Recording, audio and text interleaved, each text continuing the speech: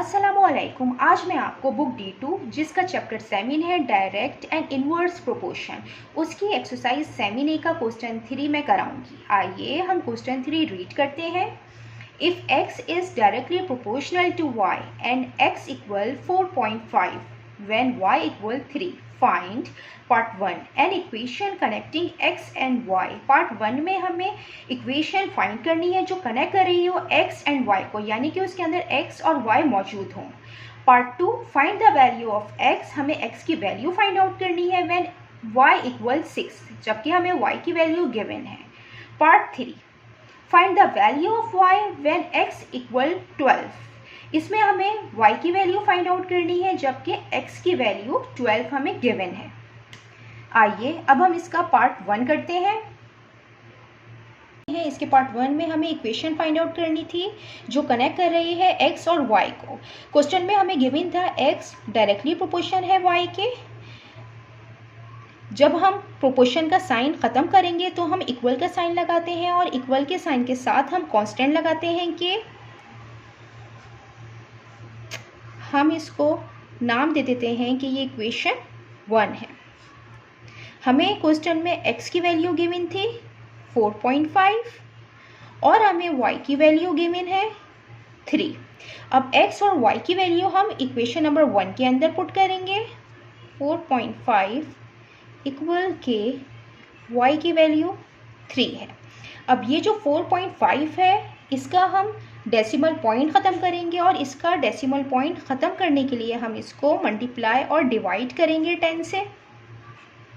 इसमें हम जानते हैं कि 4.5 को अगर मल्टीप्लाई किया जाए 10 से तो वो 45 के बराबर होगा।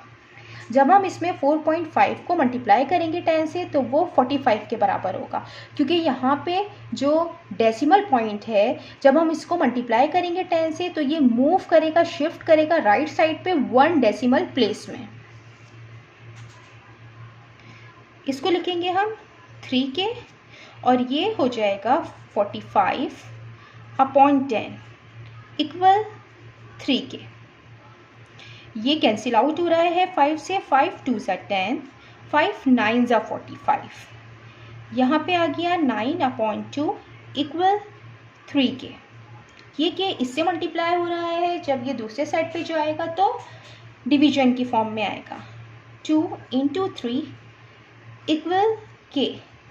3 1 ज़ा 3, 3 3 ज़ा 9। अब इसमें k इक्वल आया है 3/2 के। ये हमें k की वैल्यू, कांस्टेंट की वैल्यू मालूम हो गई है। अब हमें इसमें इक्वेशन मालूम करनी थी तो हम ये यहाँ पे इक्वेशन नंबर 1 लिखेंगे। k इक्वल है y के। इसके अंदर हमने जो k की वैल्यू फाइंड आउट की है वो हम इसके अंदर लिखेंगे 3/2 y। इक्वेशन 1 में हमें, पार्ट 1 में हमें इक्वेशन फाइंड आउट करनी थी, ये हमने इक्वेशन फाइंड आउट कर ली है। अब हम इसका पार्ट 2 करते हैं। पार्ट 2 में क्वेश्चन में हमें x की वैल्यू फाइंड आउट करनी थी जबकि हमें y गिवन है 6। हमने जो इक्वेशन फाइंड आउट की थी वो ये थी x इक्वल 3/2 y। हम पुट करेंगे y इक्वल 6 को इंटू x इक्वल 3/2 y में। इस इक्वेशन में हम इसको पुट करेंगे ताकि हमें x की वैल्यू फाइंड आउट हो जाए। y की जगह हम 6 रखेंगे। अब ये कैंसिल आउट हो रहा है 2 से, 2 1 ज़ा 2, 2 3 ज़ा 6। x equal 3 × 3 9। x की वैल्यू हमने फाइंड आउट कर ली है 9। अब इसी तरीके से इसका पार्ट 3 है जिसके अंदर हमें y की वैल्यू फाइंड आउट करनी थी और हमें x की वैल्यू गिवन है 12। अब हम पुट करेंगे x equal 12 into x equal 3/2 y इस इक्वेशन के अंदर। x की जगह रखेंगे 12, 3/2 y। 2 इससे डिवाइड हो रहा है, जब ये दूसरे साइड पे जाएगा तो ये मल्टीप्लिकेशन की फॉर्म में आएगा।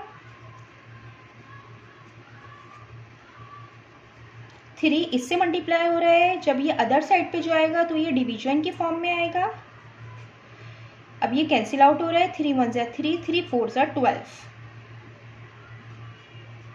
y की वैल्यू 4 इंटू 2, 4 2 ज़ा 8। हमें y की वैल्यू पार्ट 3 में फाइंड आउट करनी थी, हमने फाइंड आउट कर ली है। जितना मैंने एक्सप्लेन किया है, अगर इस क्वेश्चन में कोई भी क्वेरी है तो आप कमेंट्स बॉक्स में लिखकर मुझसे पूछ सकते हैं।